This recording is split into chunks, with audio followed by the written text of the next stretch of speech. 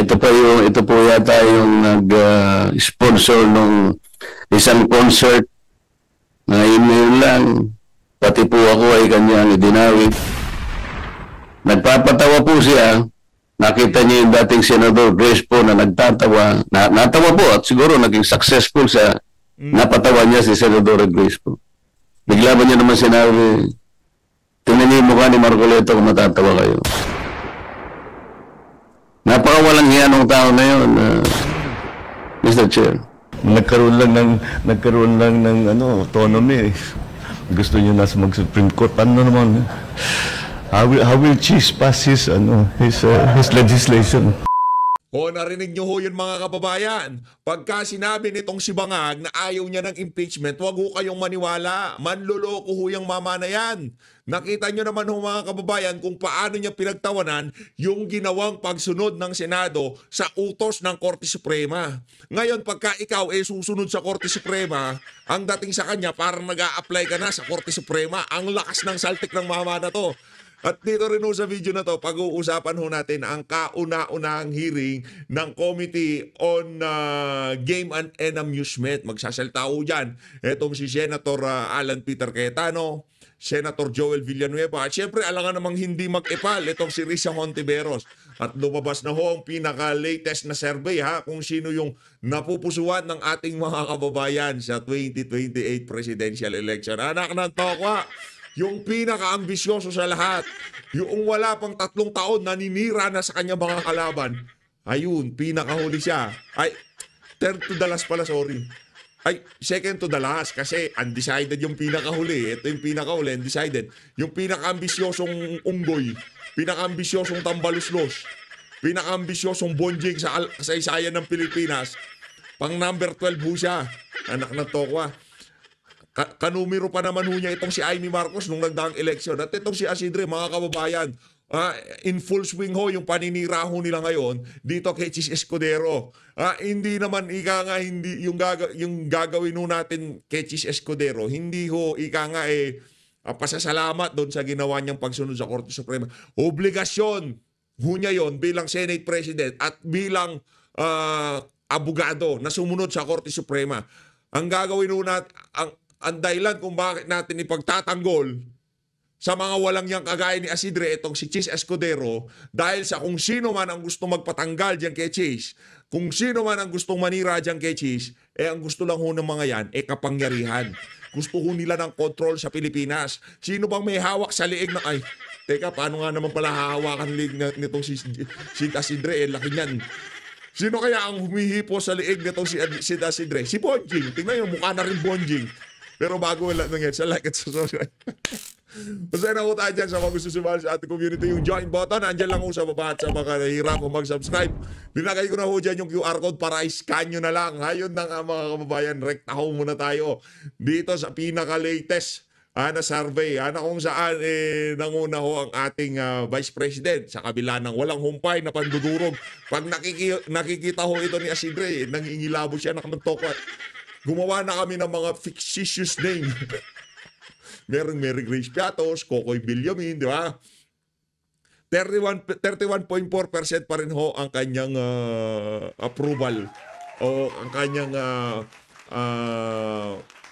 ika nga kung paano siya tingnan ng ating mga kababayan sa 2020. Siya pa rin po ang presidente.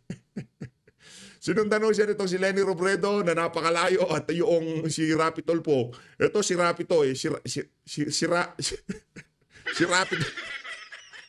Anak na to ko. Ayan na ho. Senator Christopher Bongo, Amy Marcos, Bambam, si Bambini, si Grace. Yung pinakagusto magpresidente sa lahat. Pero ika nga nitong si Joe Dennis, itong si Sir Joe Dennis, meron hong dyan, meron ho tayong ika nga remedy dyan. Ito remedy natin dyan. Yan, di ba? Nauna ka na. Yung mga kasama natin, meron din mga tama Wala ka naman may mali. Ito si Jojo Dennis, meron din talagang di ba? Sabi siguro niya, yan, si Martin Romualdez, lagi na lang huli. Re-remedyoan ko. At least, mga kababayan, pagka ganyan, huli pa rin pala siya, di ba? Huli pa rin pala siya. Kasi, mangunguna sa kanya si undecided. Talo pa rin ho siya, panalo si undecided. Ayun na nga mga kababayan, no. Oh, lipat po tayo dito kay kay Bangag. Ito Bangag to eh, lakas ang tama nito eh. Pagkabukas natin ng ating social media, ito sumambulat sa atin eh. Yung minak niya yung Senado dahil yung ginawa nilang pagsunod sa Korte Suprema. Kaya sa bagay, wala naman naniniwala dito. Ang paningin ng ating mga kababayan dito sa presidente na to. Hindi ko sinasabing si Raulo ha. Kung tingnan siya ng ating mga kababayan ay si Raulo. Wala sa tamang katinuan. Yun ang nababasa natin sa social media. Pero sa atin dito sa PH Update, kahit pa paano naman, bangag lang talaga. Ito muna kay Isidre. Senchis, ha? Ito, lagay ko lang dito si Senchis. Senchis, yung body language ni Senchis dito, nafe-feel ko yung hindi siya komportable. Sa upo, sa tayos, dawin na magsalita, mababasa nyo na ho kasi yung feelings ng isang individual. Ngayon, dumadaan ho sa kaliwat kanang paninira itong ating Senate President.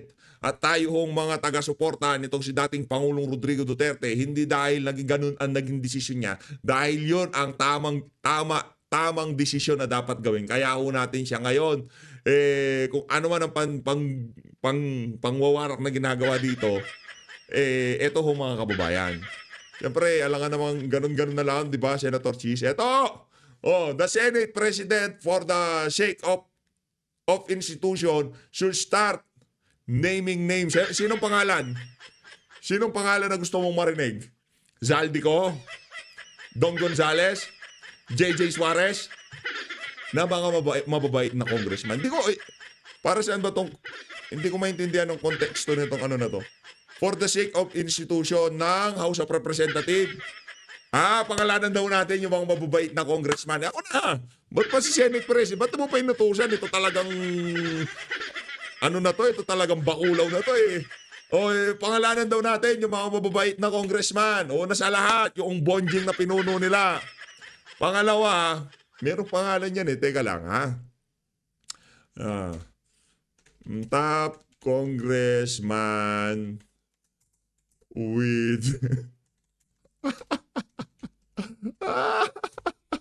hindi natin sasabihin yung kasunod na word siyempre kasi mahirap na, di ba? Baka yariin tayo na itong mga to. Mga walang yapa naman. Mga walang yapa naman itong mga to. Teka lang, may pangalan yan eh. Meron yan eh. Isa-isahin natin yung mga mababait na congressman. For the sake of House of Representative daw, institution, kailangan nating mag-name din. Ito na. Basta kasama si Dong Gonzales, si JJ Suarez, si Zaldico. Nasaan pa? Meron niya. Ito. Ito. Shin Manix Delipe. Wait lang. Anong pangalan? Si Gardiola. Yun ang mga mababait na congressman na gusto nitong si Isidre. Pangalanan natin. Okay ka na. Masaya ka na. Punta ka na sa pantry ng House of Representatives. Lumamon ka na, Brad. Ito talagang si Isidre. Kaaga-aga. Sino na naman to? Nako. Si Charis may banat. May banat si Charis, mga kababayan. Mga minamahal kong kababayan. Alam mo, nung teka lang. Mamaya ka na. Mayor, ito. Why would a body investigate itself? Bakit nga naman? Base ho kasi dito kay Charis, hindi daw ho dapat House of Representative ang mag-iimbestiga sa kanilang sarili. Hindi na ho malaman itong mga bangag na Marcos na to kung sinong haharapin na lang ay mga panahon na to. Gumawa kayo ng napakaraming kalaban, ngayon hindi nyo na alam kung sinong haharapin nyo. Ang dami nilang escape route ika nga eh. Yung mga tao dyan sa House of Representative, pagka korupsyon pinag-usapan, walang kinalaman ng Malacanang dyan. Anak ng toka dito sa impeachment. Ayaw namin sa impeachment. Imbis na dapat wag na lang nagsalita si Marcos Jr. dito eh. Di ba? Di na lang siya nagsalita eh. Yung tipong okay, tapos na impeachment pag gagawin natin. Ngayon ang dating parang mas nasaktan pa siya sa impeachment kaysa kay Martin Romualdez. Okay? Ang dami ho nilang fall guy kung tawagin. o yung mapagbubunto na ng sisi? Di ba? Una na dyan, pagdating sa flood control, House of Representatives. Di ba? Lahat ng ang House of Representatives, ganda ngayon nagtuturuan na sila. Nagtuturuan na sila. Ang House of Representatives, sinabi naman, kami dito, wala kaming binawasan. Bago lumabas sa aming lugar, ang budget na yan, mataas ang education, merong PhilHealth, merong, dami lang cheche-boreche. Ngayon, sinisisi nila Senado. Ngayon, etong si Asidre, sinasabi niya dito, the Senate President, for the sake of institution, kailangan daw niya mag-name names. Ang sinisisi ngayon ng House of Representatives ay ang Senado. Kung ako sa inyo dyan sa Senate, tingnan nyo lahat na lang ng congressman. Binibira kayo. Ang sumasagot lang sa pagbira, itong si Senate President Jesus Escudero. Di ba kayo naaawa, anak ng tokwa, ang bira? Hindi ang bira dito sa individual ang bira dito eh. Hindi yung generalize lang kasi mga bago diyan. Yung 12 bagong pasok 'yan, di ba? Ang gawin nyo, sagutin nyo rin kagaya nitong baboy na to, nitong si Dasidre. Sagutin nyo. Kung pangalanan nyo na, kayo naman, ito naman si Senator Chis, binibira na kayo, kaliwat kanan, ayaw nyo pang bumanat. Bumanat na kayo. Sino ang anong pinag-usapan doon sa BICAM? Diba? Anong pinag-usapan? Ilabas nyo na. Yarin lamang linalaglag na kayo eh. Alam ko naman, walang perpekto. Ito, maiintindihan kayo ng ating mga kababayan, Senator Chis Escudero. At sinasigurado ko sa inyo dito, kung merong most guilty dito sa lahat ng kabalbalan na to, sigurado, si Bonjing yan. Kung gusto nyo, gawin kitang state witness eh. Gusto mo, Senator Chis, pangalanan mo lahat ng siraulo sa pamahalaan. Gawin kitang state witness. Ayun na nga mga kababayan. Yan ay, teka lang, di pa pala natin pinanood itong si presidenteng merong sintu-sintu ang utak. Junior. Game. Marcos Junior. Thank Ayun si Chiso. Yung katabi ni Chis, yan si Bonjing. you, Executive Secretary at Chief Lucas At yun si JJ Suarez, isa sa pinakamabait na congressman. Bersamin. Please be seated. Ayan. Pakinggan nyo kung paano niya imamak ang Senate dahil doon sa ginawa nilang pagsunod sa Korte Suprema. Kaya para sa Judiciary at Senado, wag ko kayo magpapatinag sa mga siraulo dyan sa mga siraulo sa Malacanang at dyan sa House of Representatives. Please lang, wag ko kayong magpatinag. Of course, the former tenant of this surrounding. Brad, wala ka rin ginawa. 3 taon ka na. Wala ka pang infrastruktura. Ng tokwa. Anong isusulat sa kasaysayan pagka binasa ang pangalan mo? Marcos Jr., walang ginawa kung hindi banatan ng kanyang mga kalaban sa politika. Umaastang mabait pero sa likod na lahat ng kabalbalan ay siya pala. Yun ang gusto mong ilagay nila sa kasaysayan. He's former president and Pampanga 2nd District Representative Gloria Macapagal Arroyo. Senate President Chis Escudero and the honorable members of the Senate. Tingnan nyo, hindi pa niya natatapos yung sentence niya, tinatawanan niya na, for what? Para saan? Para saan? Para saan yan, bangag? Dahil doon sa ginawa nilang pagsunod sa Korte Suprema, doon sa immediately executory, who are apparently now applying to be included in the Supreme Court. Diba, parang si Raulo. Anak ng tokwa, parang si Raulo tong si Marcos Jr. Sinunod lang ng mga senador yung utos ng Korte Suprema, apparently applying daw sa Korte Suprema. May presidente tayo parang si Raulo. Anak ng tokwa. Pagka sumunod ka sa Korte Suprema ngayong mga panahon na to, para ka na, apparently nag-a-apply ka na, ganon. O apparently parang ang si Raulo kung ganon, President Marcos Jr. Members of the Senate who are apparently now applying to be included in the Supreme Court. O, di ba? Parang siyang si Raulo, anak ng tokwa, ano na naman ba't tinira mo bago ka nagsalita?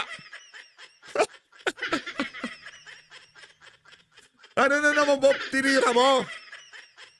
So pagka kami mga Pilipino, sinunod namin ang Korte Suprema, apparently, gusto namin nag-a-apply kami sa Korte Suprema, ganon. Anong gusto mong gawin na Senado? Sundin lang nila yung pinsan mong Bonjeng? Ngayon, kung mga kababayan, kung ngayong mga panahon na to, hindi pa rin malinaw sa inyo na iyang mamalang na yan ang gusto ng impeachment, aba, ewan ko na lang. Pagka sinabi nyo pa na ayaw naman ni President, nagsalita na si President, anak ng tokwa, kung ano masabihin nitong bangag na to, kabaliktaran ho mga kababayan. Di ba? Anong gusto mong gawin ng mga senador? Huwag nilang sundin. Seryoso yun na, hindi biro yun ha. Yung una, oo, tumawa siya, pero after nung sentence niya, nagseryoso yung bangag. nagkaroon lang ng autonomy. Gusto niyo na mag-Supreme Court. Ano naman? How will Cheese pass his legislation? Speaker of the Ano ang toko, lakas ng tapahan itong presidente na to. Akala ko ba separation of power? Ba't ngayon kinakantsawan mo yung naging ginawa nilang pagsunod sa Korte Suprema? Brad, di mo na maitatago ang katotohanan dito na ikaw talaga ang gumugusto sa impeachment ni Bibi Sara. Kinakabahan ka na ba? Kinakabahan ka na ba? Anak ng tokwa, may kalalagyan ka sa 2028 yan na sinisigurado namin. May kalalagyan ka at yung kalalagyan mo sigurado hindi mo magugustuhan. House, Ferdinand Martin Romualdez, the honorable members of the House of Representatives. Napaganyan na lang si Cheese. Lakas ng tama mo. Eto, tanggalin ko na. Punta na tayo sa Senado. Nakikita ko lang tong dalawang mag-amo na to. Yung tatlo na yan, mag-aamo yan. Ang problema kasi, Brad, dapat kinausap mo. Si Eric Sylvester. Di rin naman siya bumoto eh. Eric Cho, sabi nitong si Marcos Jr., you're apparently applying sa court. Right. Pilipinas. Ito na. Magagawa natin. Ganyan talaga.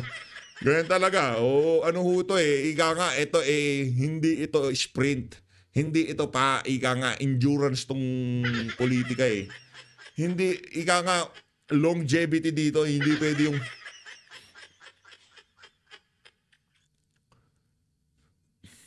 bad trip. Kala ko ba separation of power? Lakas ng tama ng presidente na to. O sige, lakas ng mali niya pagka ganun. Parang si Raulo. Parang, di ko sinasabi, parang. Send. Wait lang ho. May ano lang ako dito kay ang pangalan nito? Kay Eric Sylvester. Yarin lamang accountability pa lang hanap nila. Ito, basahin mo muna natin. Isa sa mga kapanalig natin na tiniidolo nating taga-sulat ika nga, si Der to Ask. Palakpakan muna natin si Der. Kayo naman kahit walang itsura yung si Der. I-Der nyo. Sige, Der nyo. Ano ba sabi nito si Der? Ito. Lakihan lang muna natin. Ito. Sabi yun itong si Der to Ask, Sen. Erwin Tulfo, accountability of the Vice President. Baka mo, may 13.370 million PCSO Small Town Lottery Fund, COA audit issue na walang supporting documents. Anak ng tokwa, paano yan? Walang supporting documents. No proof of payment to the winners. Wala bang Senate investigation at House NBI? Wala bang big investigation? Billion po ito. Sana vloggers Duterte na lang ang PCSO para may hahabol. Anak ng tokwa. Sana itong na to, masama ito sa Senate investigation sa mga kapanalig natin, kung meron kayong dyan, para mapag-usapan yung na yan, small town lottery, na 14,370,000 merong issue sa COA na walang resibo sa mga nanalo. O sino nanalo dyan? Baka si Bangag. I will deliver his opening statement to Senator Rodante Marcoleta. Salamat po, Mr. Chair. Ako po ay miyembro ng ng Iglesia ni Cristo, kaya kapag ako po ay nagsuwal, matitiwalag po ako. Kaya alam na po ninyo kung anong posisyon ko dito. Kaya lang, bago po natin gawin ang dapat gawin, gusto ko malaman kung gaano tayo kahanda. Alam mo, total ban. Ano total ban ang ating napag-usapan? Gaano tayo kaseryoso?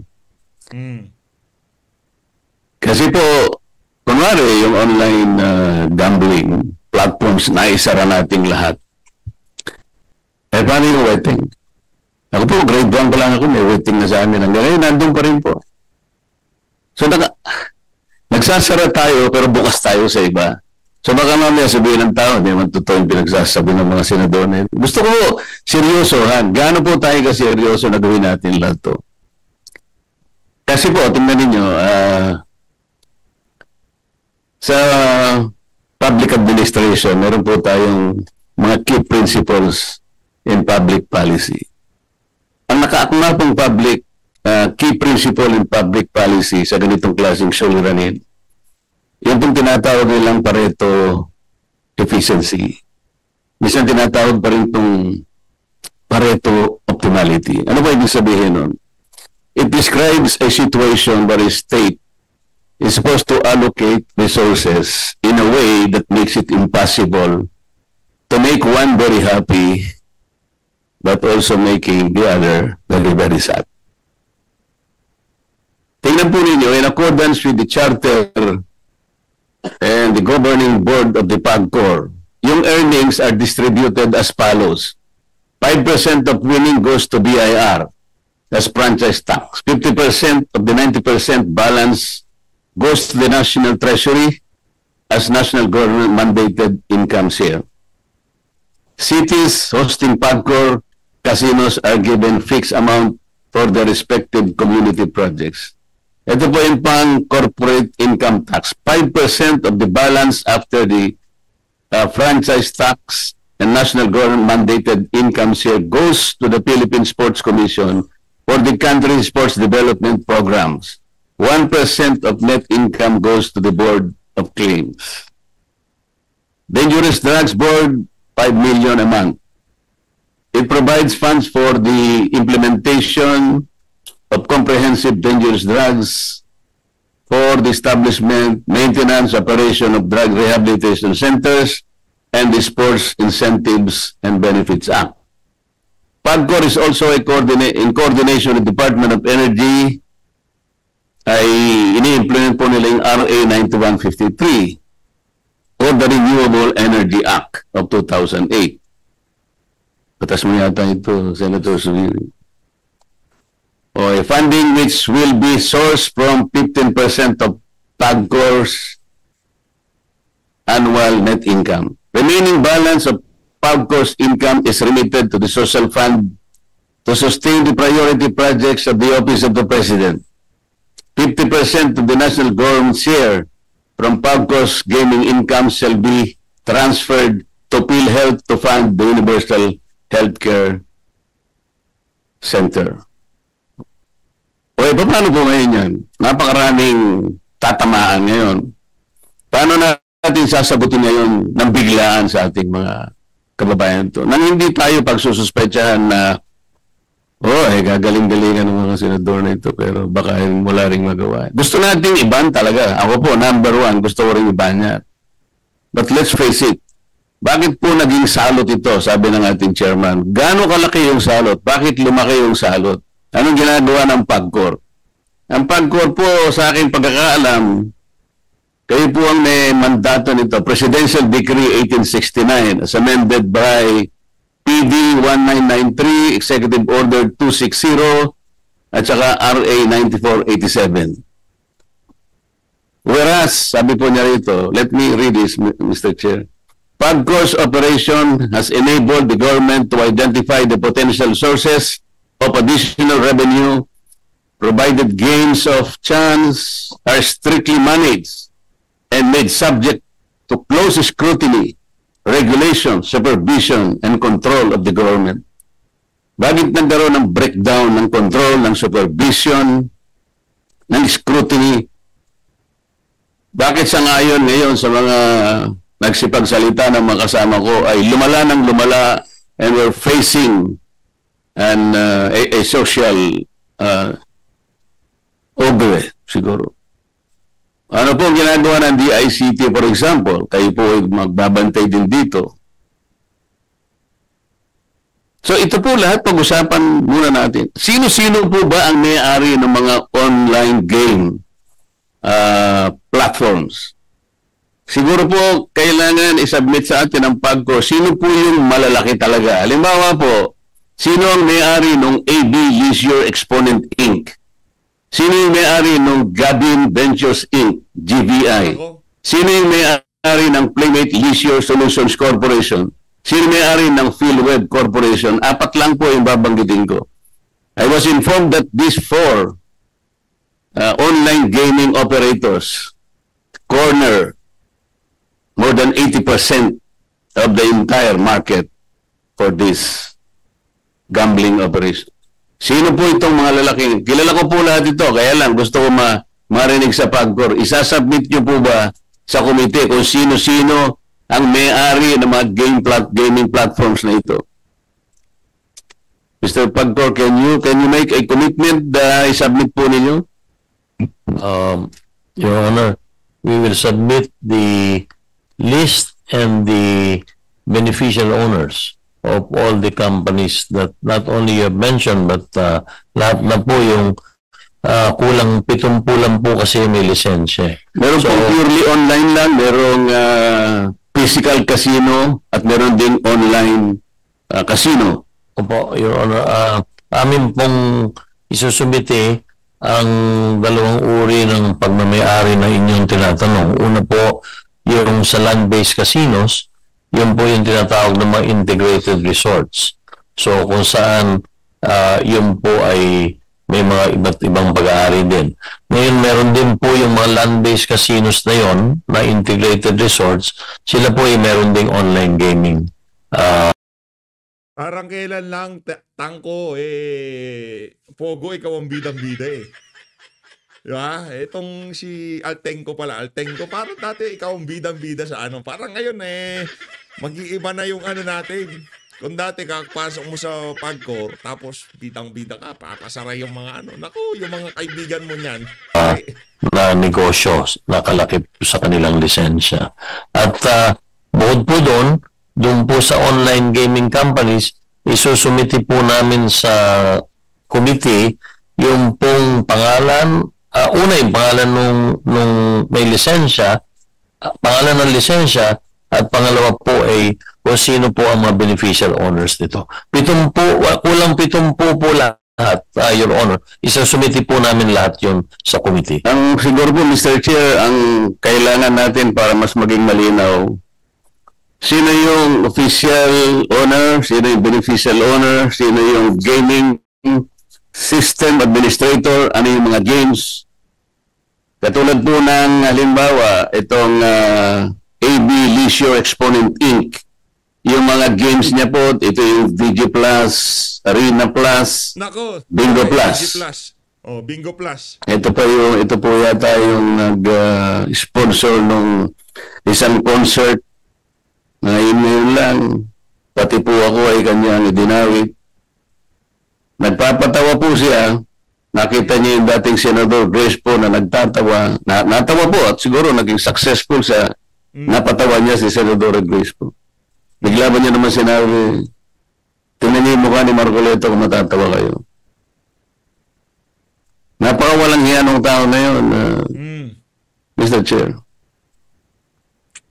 Ayaw ko na pong patuksin siya.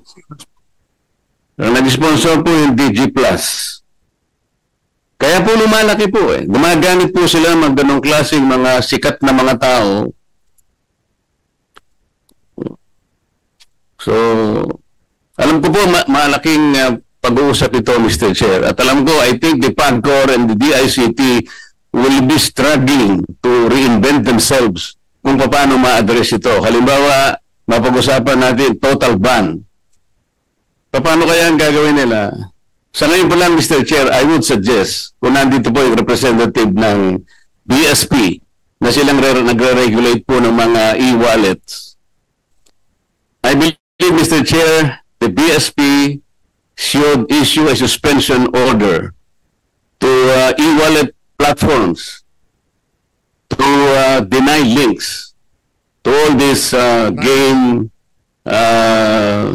online game platforms para wala na pong wala nang pag-uusapan. Can the BSP do that?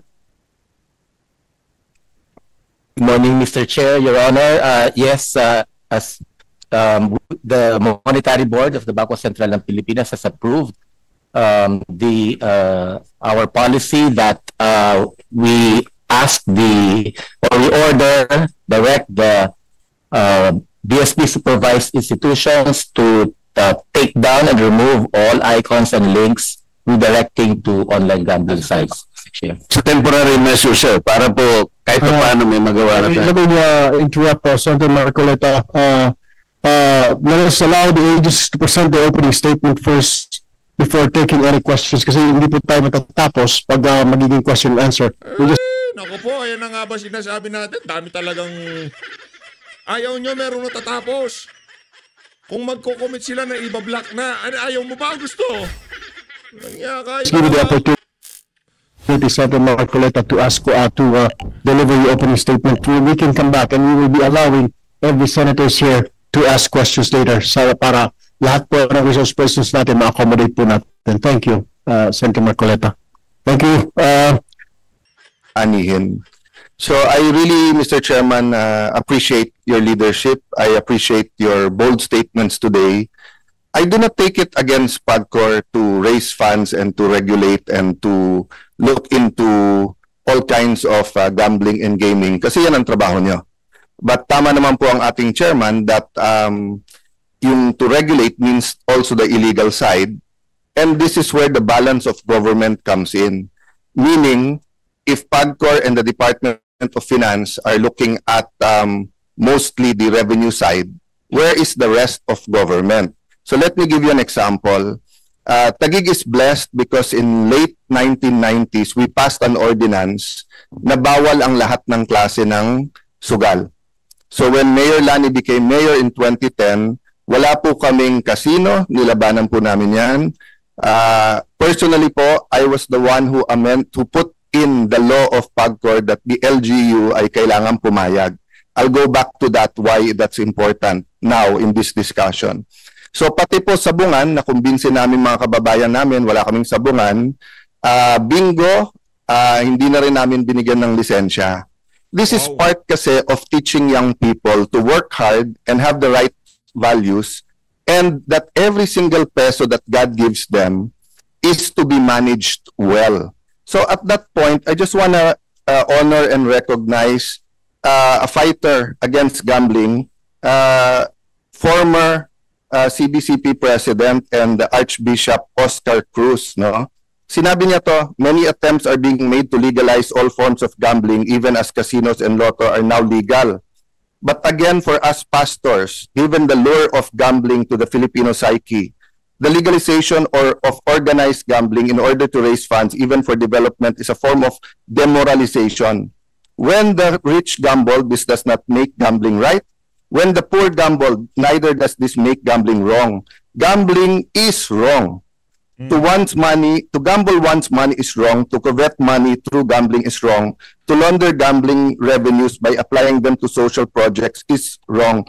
So, Mr. Chairman, the point po dito kasi, hanggang ngayon po nakumbinsin na namin po kapag ka may patay, wag nang pumayag na may sakla, may terembe, may monte, or kung ano man yung mga hilig na sugal before kasi nandiyan na DSWD, nandiyan na yung local government na tumutulong sa panglibing. So kahit yung Cara Cruz po yung barya na Cara Cruz, hinuhuli ng pulis sa amin sa city namin. But the irony is, makikita nung mga bata yung Cara Cruz hinuhuli, pero yung illegal na isabong at kahit anong gaming pwede. The other irony is, casinos, sabungans, even lotto, may regulation how far from churches and schools. But actually, nag-CR lang yung isang estudyante, pwede siyang gumagamit, Mr. Chair, ng cellphone. So I'll end there, but the appeal is for us to come up with the right conclusion here because we're spending almost 1 trillion pesos on education. Yet, what we're teaching our people is that gambling, gaming, and addiction is okay kasi malaki naman ang kita. So let me end there and thank you for this opportunity, Mr. Chair. Yo. Thank you very much, Senator Cayetano. Now we'll give the floor to Senator Joel Villanueva, our majority. Yang ano nyo na yan, yung chairperson, import pa yan ha. Import pa yan. Kaya yung accent niya, Amerikano. Leader. Thank you very much, Mr. Chairman. Mapagpalang umaga po Important, sa ating lahat, dear colleagues, Important. Mr. Chairman. Bilang may akda po ng Senate Bill number 47 o Anti-Online Gambling Act, nais po natin magpasalamat sa ating chairperson, Senator Erwin Tulfo, sa kanyang mabilisang aksyon sa pagsasagawa ng pagdinig na ito tungkol sa lumalang ng krisis sa online gambling. Yes, Mr. Chairman, dear colleagues and resource persons, online gambling is now a growing national crisis. That is why it behooves us to address this once and for all. And as this is more than just a game of chance, online gambling is a growing menace that threatens the very fabric of our society. Every day, people are not just risking their hard-earned money. They are putting their futures, families, and lives on the line. The lure of instant wealth has already led many down a path of addiction, death, and despair. We have seen too many cases, Mr. Chairman, where gambling deaths have resulted in broken families, suicides, disappearances, and even crimes such as fraud, money laundering, human trafficking, and worse. Isa pong halimbawa, Mr. Chairman, yung sumulat po sa amin dito sa ating opisina, isang ginang nalulong at matapos yung kanyang paggastos ng milyong-milyong piso, binenta na niya yung kanyang bahay at iba pang ari-arian, nag-max out na rin yung kanyang credit cards dahil sa kanyang pagkakalulong sa online gambling. Doon po sa isang lugar, isang 19 dito sa Pilipinas, sa Mindanao, 19 years old po estudyante, umabot sa mahigit kalahating milyong piso. Yung pong hindi niya mabayarang utang sa pagsusugal. Mag-aaral po siya. Meron pong isang pulis doon po sa amin sa Bulacan, sa San Miguel, Bulacan. Hinold up po yung LBC at nung in-interview po siya, ito'y dulot ng patong-patong na kanyang utang bunsod ng online gambling. Mr. Chairman, the data speaks for itself, my dear colleagues. A 2023 survey conducted by research firm Capstone Intel revealed that 66% of young Filipinos aged 18 to 40 are involved in online gambling. Even middle-aged adults are involved. They were not spared. 57% of respondents aged 41 to 55 engaged in various online gambling activities. Nearly a third of users bet 2 to 3 times a week. And Mr. Chairman, some wagering up to 3,000 pesos per session. Even worse, Mr. President, Mr. Chairman, our digital age has made gambling more accessible than ever. We now live an era where anyone with a smartphone effectively has a casino in their pocket, open 24/7. No dress code, no travel, just one click. These platforms are powered by sophisticated technology and aggressive marketing strategies designed not just to attract users, Mr. Chairman, but to keep them gambling longer and coming back more often. What's deeply troubling is that many of these platforms use psychological triggers. I wanted to emphasize this, Mr. Chairman. May psychological triggers na ginagamit. Manipulative design elements intended to encourage impulsive and compulsive behavior. Add to that, the integration of gambling platforms into widely used mobile apps has made it nearly impossible, Mr. Chairman, nearly impossible for families to shield their loved ones from this threat. And that's why this hearing is very important. Despite all these red flags, Mr. Chairman, we see gambling advertisements being pushed to our youth through social media, streaming platforms, and even influencer content, Mr. Chairman.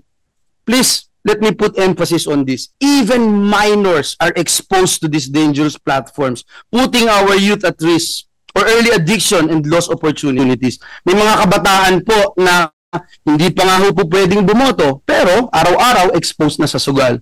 We must ask ourselves, how did we allow this to happen? And let us be clear, online gambling is not just a matter of financial loss. It's strongly associated with serious mental and physical health issues, broken relationships, family conflict, increased cases of domestic violence and suicide, crime against persons and property, and ultimately, the erosion of opportunities and dignity in the lives of many Filipinos. Sa madali pong salita, Mr. Chairman, sa sugal po ay hindi lang salapi ang itinataya, pati kinabukasan ng pamilyang Pilipino.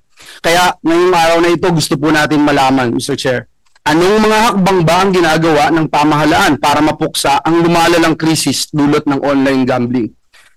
Binan natin yung Pogo, nag-shine naman tong online gambling at binanggit nyo kanina, Mr. Chairman, this time around, Pilipino na ang talagang target, hindi lang mga banyaga. Paano monitor ng PAGCOR ang mga licenses nito para masigurong walang mga irregularidad na nakakalusot? Ano po bang mga pulisiya ang dapat ipinapatupad ng mga e-wallet apps para hindi basta-basta nagkakaroon ng access ang mga kabataan sa gambling sites sa pamamagitan po ng kanilang apps? And I'm glad that Senator Alan is here being chairperson of the Committee on Banks dahil gusto natin maintindihan ano bang ginagawa nila. May mga e-wallets, may mga e-banks na rin, Mr. Chairman. Ilan lamang po ito sa nais nating matugunan ngayong araw nito. And last but not the least, Mr. Chairman, ang tagal ko na akong legislator, 2 dekada mahigit na.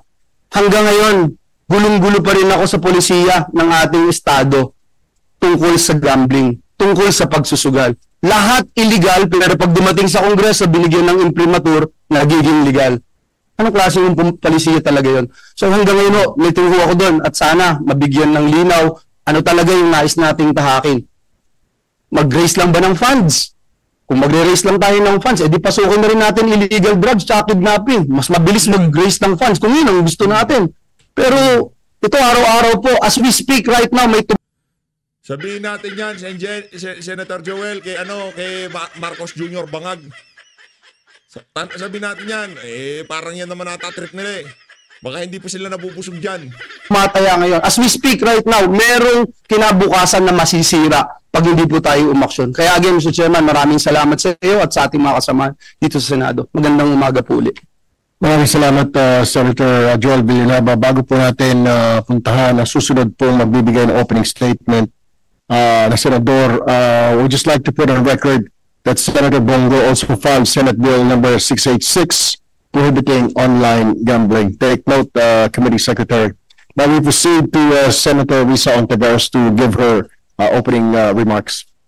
Salamat po, Mr. Chair, at magandang umaga po, Chair Erwin, at yung ibang mga chairs na nandito. May nakalimutan ka, madam. May nakalimutan ka.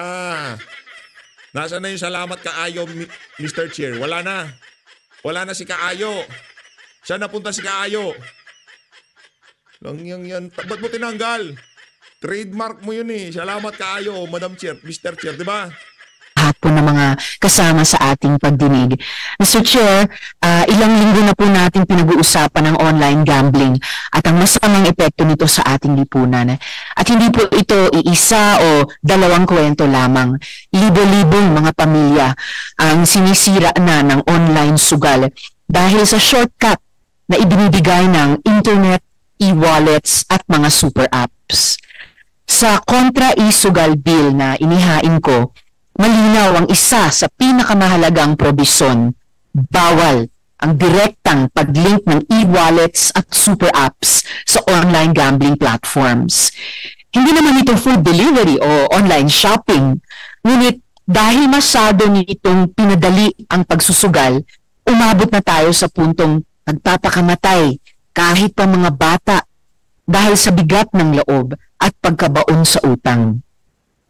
Habang wala pa rito para magpaliwanag ang mga representante ng e-wallets at super apps, ibabaling ko muna, Mr. Chair, ang aking atensyon sa mga ahensya ng gobyerno, lalo na sa ating mga regulatory agencies na PAGCOR at Bangko Sentral. May malalaking papel sa pagpapalawak ng walang awang bisyo na ito. Inaasahan kong mabibigyan din nila ng linaw kung sino nga ba talaga ang dapat mamumulis sa mga online sugal na nakalink sa e-wallets at super apps. Kaya nga kailangan natin ng batas para masiguradong coordinated at whole of government ang tugon sa online sugal para hindi na magkanya-kanya ang bawat ahensya. Dahil sa e-wallets at super apps, naging portable tuloy ang pagkakasino dahil sa mga kasalukuyang regulasyon, anli sugal, walang bantay at wala ring awa. Isang pindot lang, mauubos na ang kinita mo sa buong buwan o nababaon ka pa sa utang. It is clear we need strong, active limitations and controls enacted into law.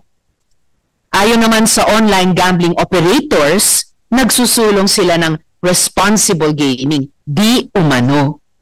Keso may age limit daw, keso may minimum bet, habang nilalekturan ang mga Pilipino kung gaano raw kalaki ang ambag ng sugal sa kaban ng bayan.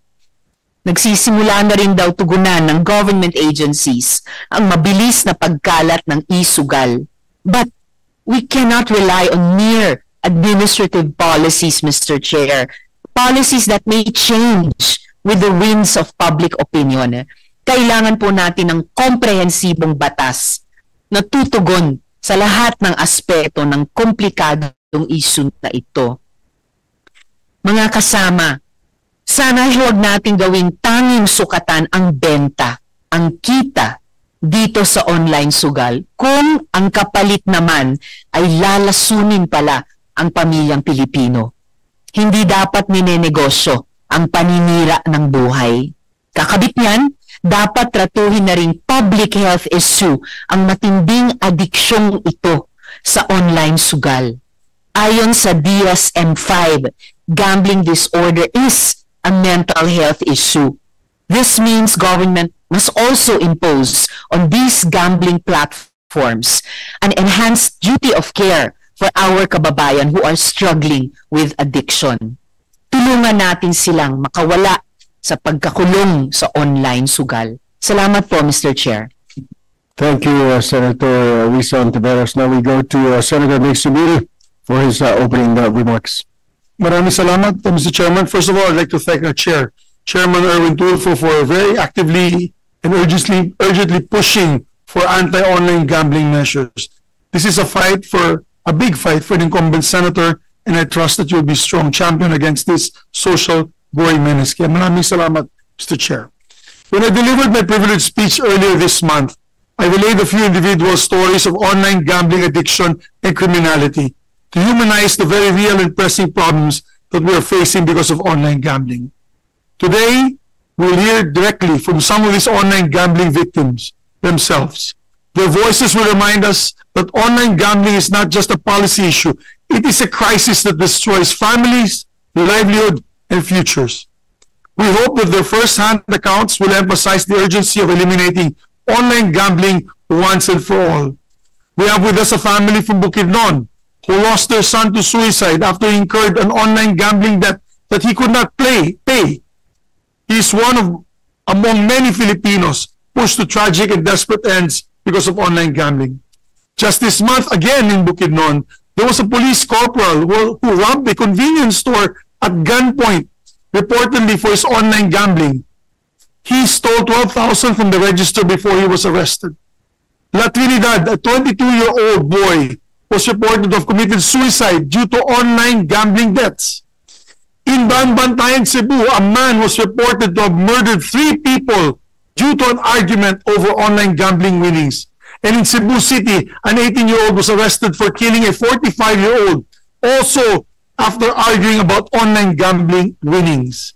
I would dare to say, my dear friends, colleagues, and the Filipino people, it is possible that more people have died and criminality has increased due to online gambling more than togos. That is blood in your hands to the operators and regulators. These stories reveal the ugly truth of online gambling. It is not at all just fun and games, as colorful advertisements would like us to believe. But I want to draw back from these personal stories for a moment so we can look at the bigger picture on online gambling. How large is the industry and how many people have fallen victim to it? Last time I talked about the shameful status that we hold now as the gambling capital of Asia, with 79 casinos surpassing Cambodia with 48, Macau with 47, Vietnam with 40, and South Korea 32. Number 1 tayo sa sugalan. Nakakahiya at nakakadismaya. At brick and mortar casinos pa lang po ito. With online gambling, baka lampas na tayo sa number 1. Online gambling is growing at an astronomical pace here in the Philippines. We just have to look at the gross gaming revenues for online gambling to see how fast the industry has grown in such a short amount of time. These gross gaming revenues, or GGR, to explain, is the gambling industry's metric that reflects bets minus winnings. It is in 2022 that we'd start seeing huge jumps in online gambling gross gaming revenues. The industry made a big leap from 8 billion during the pandemic or before the pandemic to more than double the year before. And in 2023, online gambling raked 33.16 billion, marking a whooping 414% growth in 2022. Last year was even a better year for the industry. Online gambling was making a gross gaming revenue of 131.7 billion. And for the first half of this year alone, online gambling has already made 106.53 billion in. Rekta na ho tayo doon kay nandito si Senator Rodante Marcoleta ano muna natin? Ito muna. Gross gaming revenues. Without a ban in sight, we can well expect this figure to blow up for another banner year for the online gaming industry. Mr. Chair, to illustrate, from 2020 to 2024, the industry grew by 5,564%. Unbelievable. And yet it is real. And yes, they can say that this is good news because bigger gross gaming revenue is bigger taxes, bigger contributions to national development. But that is a generous view of a dire situation because the truth is that massive revenue is from the pockets galing sa bulsa ng ating masang Pilipino, hardworking middle-class Filipinos, not foreigners, not rich people, just working class, regular working class people. Sa mga casinos, mga high-income rollers pa po yan. Pero sa online gambling, mga wage earners po ang nabibiktima. Mga jeepney drivers, mga tindero at tindera, mga stay-away home nanay, pati mga estudyante. At pati ngayon, ang mga OFW galit na po dahil pinapadala nila nauubos sa online gambling. How do you explain the extraordinary growth of online gambling industry? The biggest culprit, Mr. Chairman, is the accessibility and ease of transactions. Napakaganda talaga ng integration ng digital wallets at mga online gambling sites. Napakadaling tumaya at mag-withdraw, mag-top up at tumaya muli. Kasi ilang click lang yan online, tapos na. Hindi mo na kailangan lumabas ng bahay. Napakabilis ng transaction, napaka-convenient maglaro, mag-scatter. GCash alone has a user base of 94 million people. That is 81% of our entire population. And of that 94 million, over 3 million users have availed of G-loans, G-gifts, G-credit services. If you have GCash, Mr. Chair, or PayMaya, you might know that the whole section is dedicated to leisure and enjoyment. And under this umbrella, you will find a link that is labeled Games. Click on this and it will lead you out of GCash app and straight to the page of hardcore licensed online gambling operators. All this can now be used by using your GCash account. And if you lose and run out of money, all these e-wallets from GCash to PayMaya, walang problema. You can apply for GCash loans and loans in other e-wallets. Walang problema, tuloy ang saya. Mr. President and Mr. Chairman, Capistrano Intel Corporation ran a survey on online betting. They found that 64% of respondents are engaged in online gambling. No doubt the number of online gamblers in 2025 has gone higher. According to Bridges of Hope, a rehabilitation center, which is represented here by John T., with 15 facilities across the country, 7 out of 10 clients that they treat now are for online gambling addiction. Hindi na po substance abuse, gambling addiction na po. Another support group, recovery. Regulation daw, regulation. Sabi niyong bang na nasa Malacanang, regulation daw problema. Gamblers of the Philippines also seen more online gamblers come in for help. And in just 2 years, the composition of recovering clients changed from 60% online gamblers and 40% online casino gamblers rather, to 90% online gamblers and 10% casino gamblers. And according to the World Health Organization, every high-risk gambler affects an average of 6 people. Pamilya po nila yan at mga kasama sa trabaho. A chain effect of lives destroyed by online gambling. Mga kaibigang inutangan ng mga magulang ninakawan, mga anak na napabayaan. These numbers are only going to get worse and longer if we allow online gambling to go on. We need the political will to stop this. Even our neighbors, Mr. Chairman, Indonesia has already cracked down on online gambling. This month alone, they froze 26,000 bank accounts used for online gambling activities. The social minister even warned that many of the beneficiaries of their own Ayuda program has already used the funds for online gambling wagers and revoked assistance to these individuals dahil ginagamit niya yung Ayuda para sa online gambling. Like us, Indonesia sees that online gambling is targeting low-income communities. They saw the problem and they are now taking a hardline measure against it. Tayo po kaya, Mr. Chair, kikilos ba rin tayo o hintayin na lang natin na lalong malulong ang ating mga kababayan, ang mga pamilya mawawasak, kinabukasan po nila ay mawawala na po dahil sa online gambling sa Pilipinas. So I'm hopeful, Mr. Chairman, that this hearing will enlighten us on just how deep the problem runs and how we can find a way out of this. Maraming salamat, Mr. Chair. Maraming salamat, Senator Mig. Ayun na nga, rekta na ho tayo dito kay Senator Dante Marcoleta. Ayun na nga mga kababayan, wala na bastos ka nag-request lang naman, no problema doon. Maraming salamat ho mga kababayan. Ganyan talaga mga tulpo Sira pinandiyan sa gili. Malino natin Pilipinas. Maraming salamat ho mga kababayan.